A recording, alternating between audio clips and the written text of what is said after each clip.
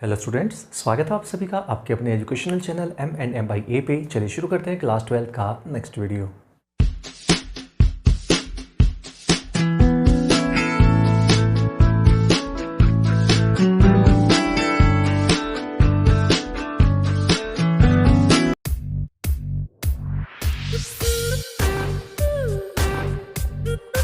Students, अब तक हम 12th क्लास के मैथमेटिक्स के पोर्शन में डिफरेंशिएशन कंप्लीट कर चुके हैं। हमने last Lagrange's mean value theorem कर लिया था। तो अगर आपने वो वीडियो नहीं देखा है तो यहाँ पे आई बटन में क्लिक कीजिए, वहाँ से आपको लिंक मिल जाएगा। ठीक है, तो शुरू करते हैं अपना नेक्स्ट टॉपिक। तो स्टूडेंट्स, आज का हमारा नेक्स्ट टॉपिक है एप्लीकेशन ऑफ डेरिवेटिव्स, यानी कि AOD। शॉर्ट फॉर्म में AOD भी बोल सकते हैं, एप्लीकेशन ऑफ डेरिवेटिव। यानी कि मीनिंग क्या हुआ इसका कि जो आपका डिफरेंशिएशन जो हमने पिछले चैप्टर में समझा है, उस चैप्टर को, उस डिफरेंशिएशन को हम यूज़ कैसे करते हैं, अप्लाई कैसे करते हैं, उसी में हम करते हैं एप्लीकेशन ऑफ डेरिवेटिव। तो एप्लीकेशन ऑफ डेरिवेटिव जो चैप्टर है उसमें आप सिंपल सी लैंग्वेज समझें तो सबसे पहले बात आती है, इसमें थ्योरेटिकल क्वेश्चन होंगे, जैसे वॉल्यूम गिवन होगा, स्फीयर का वॉल्यूम गिवन होगा, क्यूब का साइड गिवन होगी, जो भी है। और आपको ये कहा जाएगा कि उसमें चेंज हो रहा है, उसमें कुछ, जैसे सपोज एक बैलून है, बैलून में जैसे आप हवा भरते हैं तो उसकी जो साइज़ है, वॉल्यूम है, उसका बढ़ता है ना उसका, तो वही आपको रेट ऑफ चेंज, यानी कि रेट ऑफ चेंज मतलब किस रेट से वो बढ़ रहा है, rate of change of volume जैसे निकालना हो मान लीजिए, तो किस रेट से उसका वॉल्यूम बढ़ रहा है, किस तरीके से बढ़ रहा है, तो उसको हमने फाइंड करना है। तो इसको हम यूज़ करने के लिए हम डिफरेंशिएशन का कंसेप्ट यूज़ कर सकते हैं। तो शुरू करते हैं, इसको करना कैसे है, चलिए शुरू करते हैं इसका टॉपिक को। स्टूडेंट्स, इसमें सबसे मेन चीज़, जो मेन पॉइंट है वो है आपका रेट ऑफ चेंज। यानी कि ये जो क्वेश्चन जो इस एक्सरसाइज का आएगा उसमें ये एक चीज़ कॉमन है। देखिए यहाँ पे रेट ऑफ चेंज यहाँ पर भी है, दोनों जगह है। तो अब देखिए जैसे ही रेट ऑफ चेंज आता है, यानी कि मतलब ये हुआ कोई भी चीज़ है, कोई भी क्वांटिटी है, जैसे y है मान लीजिए, rate of change of y निकालना है मान लीजिए हमें, तो rate of change of y को, रेट ऑफ चेंज का मतलब होता है कि y में कितना चेंज आया, y में कितना चेंज आया with respect to time, time के रिस्पेक्ट में, मतलब जैसे जैसे टाइम बढ़ रहा है तो y की वैल्यू में कितना चेंज आया है, इसको हम बोलते हैं rate of change of y। ठीक है, तो rate of change of y का मतलब, देखिए रेट ऑफ चेंज मैं पहले बता दूं कि इसका मतलब dy/dt ही होता है हमेशा। अगर सिर्फ इतना लिखा है rate of change of y, rate of change of x, अगर इतना ही लिखा है rate of change of volume, rate of change of area, तो यानी कि डिफरेंशिएशन किया गया है उस क्वांटिटी का, उस वेरिएबल का with respect to time, time के रिस्पेक्ट में उसको डिफरेंशिएट किया गया है, अगर रेट ऑफ चेंज लिखा हुआ है। लेकिन साथ में अगर लिखा हुआ है rate of change of Y या rate of change of volume with respect to variable X या with respect to radius, with respect to अगर मेंशन है कि रेडियस है या जो भी है साइड है, तो आपको क्या करना है, उसको उसी के रिस्पेक्ट में डिफरेंशिएट कर देना है। मतलब सिंपल सा है, अगर सिर्फ रेट ऑफ चेंज तक ही लिखा हुआ है, विद रिस्पेक्ट टू नहीं मेंशन है, तो आप मान के चलिए टाइम के रिस्पेक्ट में डिफरेंशिएट कर रहे हैं। और rate of change of any quantity with respect to any other quantity कहा है, तो आप उसके ही रिस्पेक्ट में डिफरेंशिएट करेंगे जिसके रिस्पेक्ट में कहा गया है। ठीक है, तो ये दो पॉइंट इसमें समझने के हैं, बस इतना ही है। देखिए कैसे करते हैं, जैसे अब मैं बात कर रहा था rate of change of y, ये कहा जाए आपसे, तो इसका मतलब क्या आया, वाई में कितना चेंज आया और विद रिस्पेक्ट टू एक्स में कितना चेंज। जैसे मैंने कहा रेट ऑफ चेंज यहाँ पे है, विद रिस्पेक्ट टू कुछ मेंशन नहीं है, तो आप टाइम में ही मान के चलेंगे। तो y में कितना चेंज आया, that is final value minus initial value, y2 minus y1 मतलब होता है, समझ गए होंगे, y2 मतलब फाइनल वैल्यू और y1 होती है इनिशियल वैल्यू। इनिशियल वैल्यू को y1 बोलते हैं और फाइनल वैल्यू को y2 बोलते हैं। तो चेंज कैसे निकालते हैं, final value minus initial value divide by time के रिस्पेक्ट में, टाइम में कितना चेंज आया, t2 माइनस t1, यानी कि ये इनिशियल टाइम था, ये फाइनल टाइम था, तो t2 माइनस t1, यानी कि y में जो चेंज आया y2 माइनस y1, उसको हम dy भी कह सकते हैं। Small change in value of y को dy बोलते हैं। नीचे सिमिलरली t2 माइनस t1 का मतलब टाइम में कितना चेंज आया, और टाइम में जो चेंज आया है उसको हम बोलते हैं dt। तो जैसे हमें अगर बोला गया है rate of change of y, तो मतलब निकलेगा इसका dy/dt। ठीक है, ऐसे ही rate of change of volume अगर कहा जाए, rate of change of volume, तो क्या बन जाएगा dv/dt। Volume, v for volume, v यहाँ पे वॉल्यूम को रिप्रेजेंट कर रहा है, एरिया होता तो a लिख देते हैं, यहाँ पे कोई भी नोटेशन आप यूज़ कर सकते हैं, तो वो dv/dt हो जाएगा। और ध्यान रखिएगा, इसमें जो हम डिफरेंशिएट करेंगे विद रिस्पेक्ट टू टाइम ही करेंगे। अगर आपके क्वेश्चन में टाइम नहीं है, t वेरिएबल नहीं है मान लीजिए आपके क्वेश्चन में, तो आप इसको चेन रूल के अकॉर्डिंग करेंगे। ठीक है, चेन रूल के अकॉर्डिंग याद होगा। मान लीजिए जैसे वॉल्यूम होता है कितना, 4/3 पाई r cube, volume of sphere जो होता है 4/3 पाई आर क्यूब। और आपको बताना है rate of change of volume क्या होगा, तो dv/dt आपको फाइंड करना है। मैं एग्जांपल से समझाने की कोशिश करता हूँ। अब देखिए 4/3 पाई, ये तो आप जानते हैं ये कांस्टेंट है, 4/3 पाई तो कांस्टेंट है। यहाँ पे r है दैट इज़ वेरिएबल, ठीक है। वेरिएबल मतलब रेडियस। जैसे ही किसी बैलून की बात करें, बैलून स्फेरिकल माना जाता है, तो स्फीयर का वॉल्यूम यहाँ पे है तो वो बढ़ रहा है ना। जैसे उसमें हवा डालेंगे आप, उसमें हवा प्रेशराइज करेंगे उसको, तो उसके अंदर जानने किससे क्या होगा कि उसका रेडियस बढ़ेगा। और रेडियस बढ़ेगा यानी कि रेडियस क्या हो रहा है, वेरी कर रहा है, वेरिएबल है, ठीक है। जो चीज़ वेरी करती है वो वेरिएबल है, तो रेडियस तो बढ़ेगा ना उसका। जैसे बैलून का साइज बढ़ता जाएगा तो वो क्या होगा, रेडियस वेरी करेगा यानी कि वेरिएबल होगा। तो रेडियस वेरिएबल है तो देखिए आर क्यूब का डिफरेंशिएशन क्या होगा, 3r²। जैसे एक्स क्यूब का होता है 3x², तो आर क्यूब का क्या होगा, 3r²। लेकिन हमें टाइम के रिस्पेक्ट में डिफरेंशिएट करना था, तो हम यहाँ पर क्या करेंगे, dr/dt भी साथ में लगाएंगे। कैसे, अगर आपने याद अच्छे से किया है तो बहुत अच्छे से समझ जाएंगे। जैसे y² होता था इम्प्लिसिट फंक्शन में, मैंने आपको बता दिया था, नहीं किया है तो आप पिछले वीडियोज़ को देख लीजिए। इम्प्लिसिट फंक्शन जहाँ पे करवाया था कि उसमें हमने बताया था कि y² का अगर डिफरेंशिएट करना है विद रिस्पेक्ट टू x, तो क्या होगा, y² का 2y और इंटू dy/dx, ठीक है ना। वही कंसेप्ट यहाँ पर है r के केस में। r³ का हो जाएगा 3r² और फिर बेस r का करेंगे तो dr/dt आ जाएगा। तो ये है इसका differentiation of volume with respect to time, यानी कि rate of change of volume, ठीक है। अगर with respect to time mention है तो भी टाइम के रिस्पेक्ट में करना है, अगर कुछ मेंशन नहीं है तो भी टाइम के रिस्पेक्ट में करना है। लेकिन अगर rate of change of volume suppose with respect to variable कहा है, विद रिस्पेक्ट टू रेडियस कहा है, तो हमें d/dr ही करना पड़ेगा। रेडियस है तो r करना पड़ेगा, x है तो x करना पड़ेगा। ये बात थोड़ी सी ध्यान रखने वाली है। तो नेक्स्ट दो छोटे छोटे टॉपिक है वो क्या है, देखिए मार्जिनल कॉस्ट और मार्जिनल रिवेन्यू। मार्जिनल कॉस्ट क्या होता है, अगर मान लीजिए सी कोई भी कॉस्ट है, किसी भी प्रोडक्ट की कॉस्ट है, किसी वेरिएबल की फॉर्म में है सपोज, तो वो आपकी सी कॉस्ट है कोई भी विद रिस्पेक्ट टू एक्स, यानी कि एक्स का फंक्शन होगा सी, जो कॉन्स्टेंट जो आपकी कॉस्ट है किसी भी आइटम की, वो एक्स वेरिएबल की फॉर्म में है। तो आप उसको अगर कहा जाए फाइंड द मार्जिनल कॉस्ट, तो मार्जिनल कॉस्ट मतलब क्या करना है, आपको डिफरेंशिएशन करना है उस सी का, सी वेरिएबल का विद रिस्पेक्ट टू एक्स के रिस्पेक्ट में उसको डिफरेंशिएट कर देना है। सिमिलरली अगर मार्जिनल रिवेन्यू कहा है आपसे, तो मार्जिनल रिवेन्यू निकालने के लिए रिवेन्यू आपको मेंशन मिलेगा। रिवेन्यू जो एक फंक्शन होता है of x, function of x मिलेगा आपको, और वैसे ही कॉस्ट की तरह जैसे कॉस्ट होता है, तो रिवेन्यू आर से रिप्रेजेंट कर सकते हैं, कैपिटल आर से। तो उसका जो डिफरेंशिएशन करेंगे with respect to x, that is known as marginal revenue. तो ये छोटे छोटे दो टॉपिक थे जो आपको वर्बली बताने के थे। जैसे इतना ज़्यादा सिंपल डिफरेंशिएशन ही करना है और उससे ज़्यादा कुछ नहीं है इसमें भी, ठीक है। तो शुरू करते हैं। फर्स्ट क्वेश्चन देखिए क्या है, आपकी स्क्रीन पर देख सकते हैं। Find the rate of change of area of a circle with respect to its radius, how fast is the area changing with respect to radius when the radius is 3 centimetre. ठीक है, statement ये थी। अब हम शुरू करते हैं इसका सॉल्यूशन कैसे होगा। तो शुरू करते हैं इसका सॉल्यूशन। देखिए कैसे है, सबसे पहले हमने एरिया लेके चलना है। एरिया ऑफ द सर्कल हमने मान लिया क्या है, पाई आर स्क्वायर। हमको पता है रेडियस आर गिवन है, मेंशन है क्वेश्चन की स्टेटमेंट में। तो हम rate of change of area with respect to r mention है। देखिए आप स्टेटमेंट मैंने आपको दिखा दी थी, तो आप देख सकते हैं उसमें कि क्या लिखा हुआ था, rate of change of area with respect to radius. यानी कि rate of change of area with respect to radius का मतलब हुआ एरिया का डिफरेंशिएशन करना है with respect to radius, dA/dr। अब r के रिस्पेक्ट में डिफरेंशिएशन वही है जैसे x के रिस्पेक्ट में होता था, वही जैसे।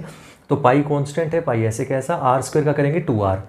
ठीक है, यहाँ पर dr/dt नहीं लगाने की ज़रूरत, मैं जानबूझ के बता रहा हूँ इसलिए क्योंकि कुछ बच्चे ऐसे भी हो सकते हैं जो कहेंगे पिछली बार आपने कहा था dr/dt लगाने के लिए, तो यहाँ पे क्यों नहीं किया, क्योंकि वहाँ पर हमने किया था dv/dt किया था, जो भी वेरिएबल था उसको टाइम के रिस्पेक्ट में किया था, लेकिन आपका फंक्शन r में था तो dr/dt आ गया था। अब यहाँ पे r के ही रिस्पेक्ट में करना है और r का ही फंक्शन है, तो आप समझ सकते हैं जैसे x³ का डिफरेंशिएशन 3x² होता है, बस आगे कुछ नहीं आता। तो वही लॉजिक यहाँ पर है। तो जैसे dA/dr करेंगे तो 2πr आएगा बस।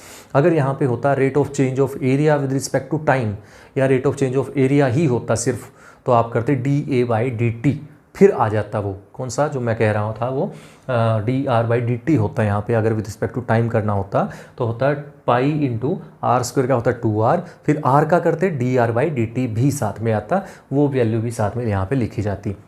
अब आपको ये कहा गया है rate of change of area निकालना था with respect to radius when radius is 3 centimetre, यानी कि जो रेट ऑफ चेंज तो हमने निकाल लिया dA/dr।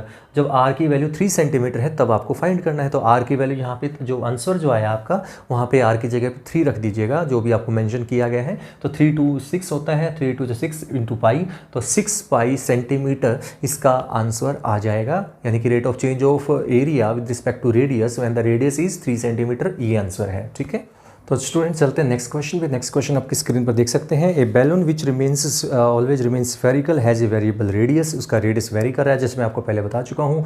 जब भी किसी बैलून के अंदर आप हवा भरते हैं तो उसका रेडियस बढ़ता है, पता है, वेरी करता है ना, रेडियस बढ़ता जाएगा साइज।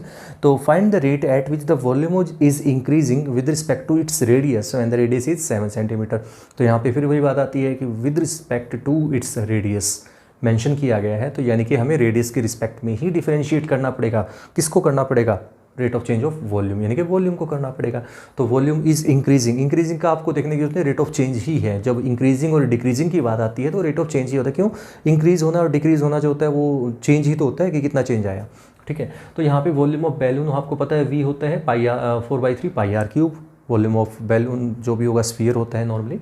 तो dV/dr, क्योंकि r के रिस्पेक्ट में आपको मेंशन किया गया इसलिए dV/dr करेंगे। तो 4/3 पाई कांस्टेंट था, r क्यूब का यहाँ पे कितना हो जाएगा 3r², यानी कि 3 से 3 कैंसिल आउट कर दें यहाँ से हम, तो 4 पाई r² आ चुका है। लेकिन आपसे कहा गया है when the radius is 7 centimetre, यानी कि रेडियस अगर 7 सेंटीमीटर होगा तो कितना होगा rate of change of volume. तो dV/dr जो है वो आपको बताना है। जब रेडियस की वैल्यू 7 रखनी है, 3 से 3 को कैंसिल आउट कर दिया था, r की जगह पे 7 रख दिया है मैंने। तो इसको सिंप्लीफाई किया, पाई होता है 22/7, तो इसको सोल्व किया तो आएगा 616 सेंटीमीटर क्यूब पर सेंटीमीटर। क्योंकि यहाँ पे देखिए जो यूनिट होती है वॉल्यूम की दैट इज़ सेंटीमीटर क्यूब होती है, और अपोन में क्या है, रेडियस है, और रेडियस की जो यूनिट है वो सेंटीमीटर होती है। तो सेंटीमीटर क्यूब वॉल्यूम की यूनिट और रेडियस की यूनिट होती है सेंटीमीटर, यानी कि सेंटीमीटर क्यूब पर सेंटीमीटर।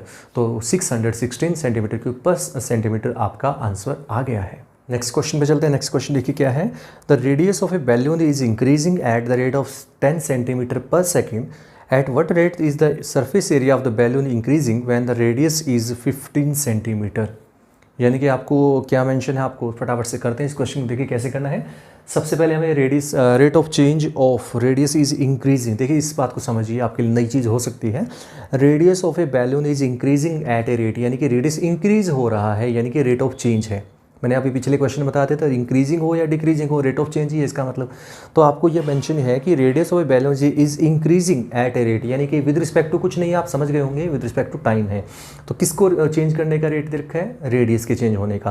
तो रेडियस के चेंज होने का रेट को बोलेंगे dr/dt बोलेंगे। ठीक है, rate of change of radius यानी कि dr/dt कितना गिवन है 10 सेंटीमीटर पर सेकेंड, यानी कि 10 सेंटीमीटर पर सेकेंड आपका dr/dt गिवन है।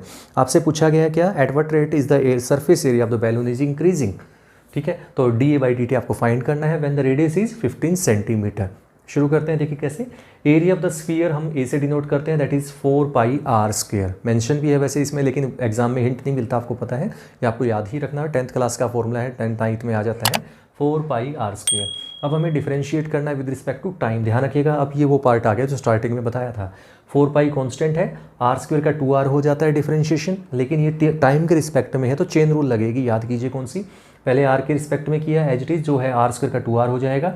फिर हम करेंगे r का डिफरेंशिएशन, दैट इज dr/dt, यहाँ पे साथ में आएगा। अब dr/dt आपका 10 था तो इसकी जगह पे 10 लगा दिया, तो 4 to 8 होता है, 8 पाई r एज इट इज़, और dr/dt की जगह 10 हो गया तो 80 पाई r आ जाएगा सेंटीमीटर स्क्वायर पर सेकंड। क्यों आया सेंटीमीटर स्क्वायर पर सेकंड, क्यों आया? क्योंकि ऊपर है एरिया।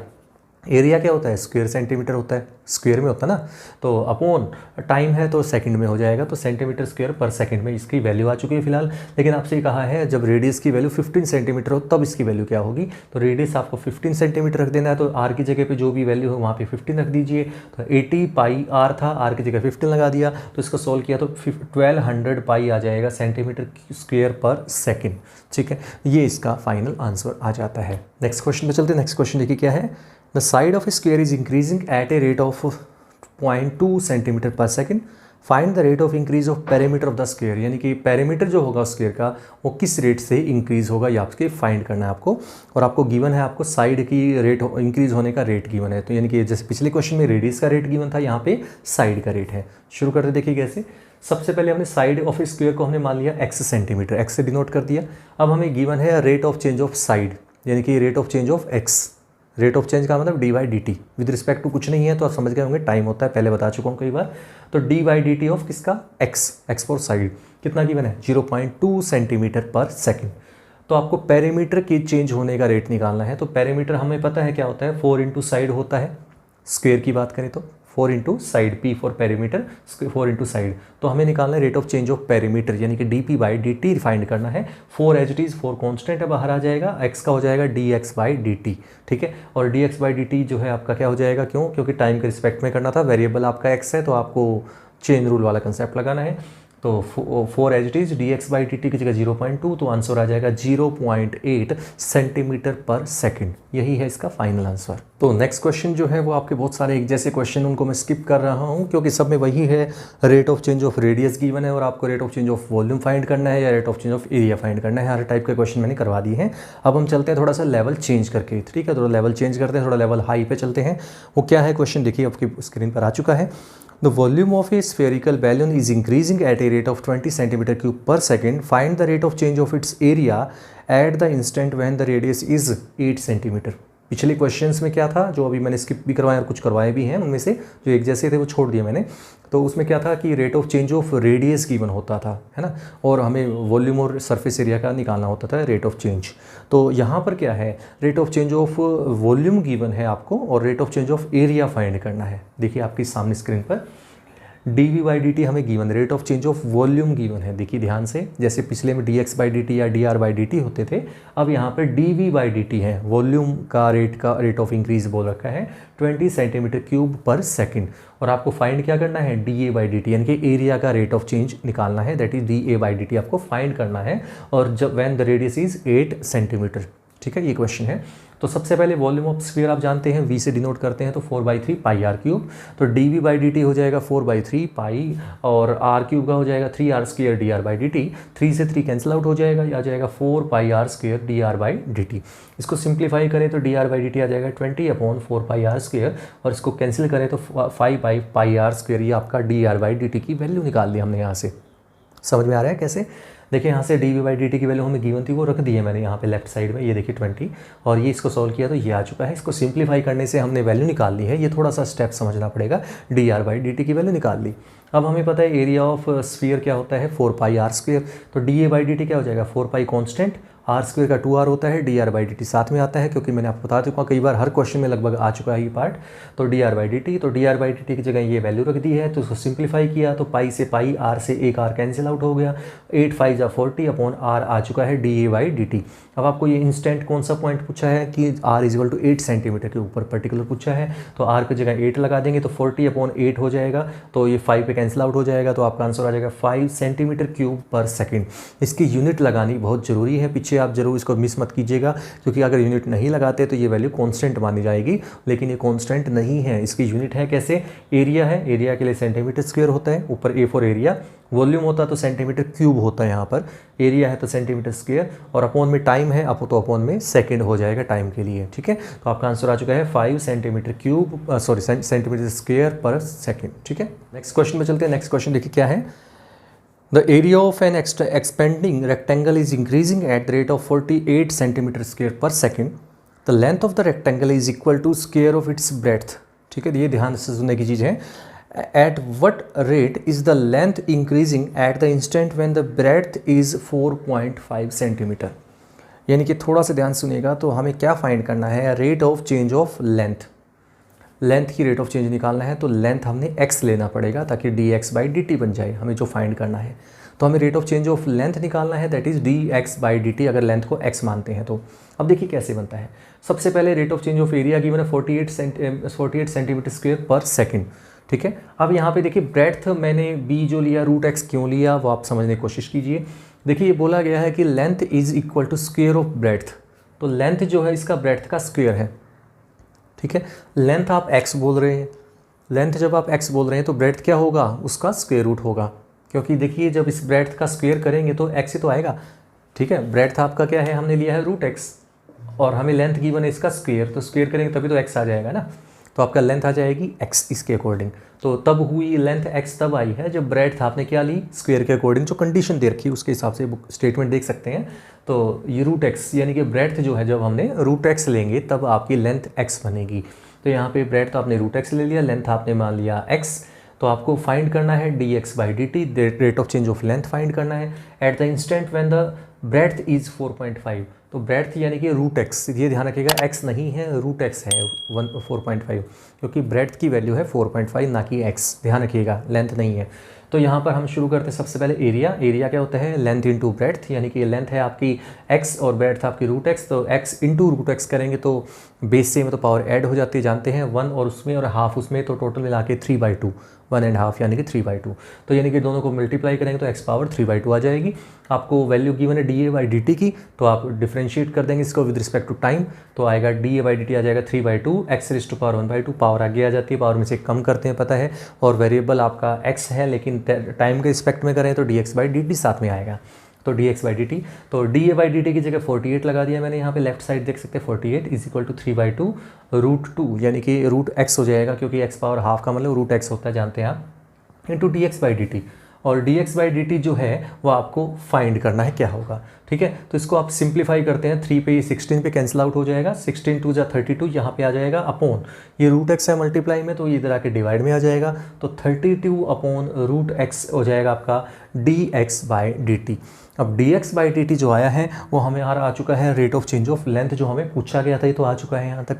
अब हमें कहा है at the instant when the breadth is 4.5 centimetre, तो ब्रेड्थ यानी कि रूट x जो है वो आपका 4.5 सेंटीमीटर है, तो रूट x जो डिवाइड में था वहाँ पे 4.5 लगा दिया, तो इसको सिंप्लीफाई करेंगे तो 64/9 आ जाएगा, जिसको आप डेसिमल में चेंज करते हैं तो आपका आंसर आ जाएगा 7.1 सेंटीमीटर पर सेकेंड, ठीक है। तो चलते हैं नेक्स्ट क्वेश्चन पे। नेक्स्ट क्वेश्चन जो है वो क्या है, देखिए ध्यान से। A man 1.6 centimeter tall walks away from the source of light situated at the top of a pole 6 meter high at the rate of 1.1 meter per second. How fast is the length of his shadow increasing when he is 1 meter away from the pole? ठीक है, आपको situation समझाने की कोशिश करता हूँ। देखिए ये यहाँ पे ग्राउंड है जहाँ पे चल रहा है आदमी, यहाँ पे वो आदमी है, ठीक है, ये इसकी हाइट है, यहाँ पे वो पोल है जहाँ पे लाइट लगी हुई है, पोल यहाँ पे देखिए, आप किसी भी पोल पे आप देखा होगा ऊपर लाइट लगी होती है, यहाँ पे मान लीजिए लाइट की हाइट यहाँ पे है, तो अगर यहाँ पे ये आदमी चल रहा है तो उसकी जो शेडो बनेगी वो यहाँ पे बनेगी EC जो है आप देख सकते हैं, EC ये शेडो की लेंथ होगी, है ना, शेडो तो उधर ही बनती है। तो यहाँ पे अगर लाइट इधर से पड़ रही है, मान लीजिए इधर लाइट, जब मेरे हाथ की आपको शेडो दिख रही होगी, तो उधर से लाइट आ रही है तो इधर शेडो बन रही है, देख लिया होगा उसी एंगल के अकॉर्डिंग। तो वैसे ही इधर से जब लाइट आ रही है, यहाँ पे लाइट लगी हुई है, सपोज यहाँ पे लाइट है, तो यहाँ पे लाइट जब लगी हुई है तो यहाँ से जो उसकी शेडो बनेगी वो वहाँ बनेगी। तो क्या कह रहा है कि ही लिखा हुआ है कि हाउ फार, ये आपका सिचुएशन ये गिवन है कि it is he walks away from the source of light, away यानी कि दूर जा रहा है, यानी कि सोर्स ऑफ लाइट यहाँ है बी पॉइंट से, यहाँ पे ये सोर्स ऑफ लाइट की पॉइंट है, यहाँ से दूर जा रहा है, यानी कि इसको मान लीजिए x है, सपोज ये x है, ये शेडो की लेंथ को हमने y बोल दिया, शेडो यहाँ तक की है, ये y है, और ये जो डिस्टेंस है उसका पोल से वो x है, ठीक है। ये जो मैन की हाइट है वो 1.6 मीटर है, सेंटीमीटर था उसको मीटर में कन्वर्ट कर लिया, और यहाँ से आप देख सकते हैं आपका कितना हो जाएगा, 6 मीटर उसकी पोल की हाइट है जहाँ पे वो लाइट लगी हुई है, ठीक है। अब आपको क्या है कि आपको गिवन है कि जो आदमी है वो वॉक्स अवे फ्रॉम द पोल, यानी कि दूर जा रहा है, दूर जा रहा है तो क्या होगा, इंक्रीज़ होगा, क्या x इंक्रीज़ होता जाएगा, ये डिस्टेंस इंक्रीज़ होगा, तो dx/dt rate of change of x, समझ गए। अगर वो दूर जा रहा है अगर उस पोल से, तो यानी कि x बढ़ रहा है, x बढ़ रहा है तो यानी कि डिस्टेंस बढ़ रहा है इसका, तो dx/dt कितना है, 1.1 मीटर पर सेकेंड मेंशन है, ठीक है। आपको बताना है how fast is the shadow increasing, यानी कि शेडो जो है उसकी जो परछाई है वो परछाई y की जगह पे है, तो वो किस रेट से चेंज हो रही है ये आपसे पूछा गया है, तो dy/dt आपको फाइंड करना है, मतलब कहने का सिंपल है। y आपको शेडो को बोला ना, y की लेंथ, शेडो की लेंथ है आपकी y, तो आप उसने y का रेट ऑफ चेंज आपको फाइंड करना है।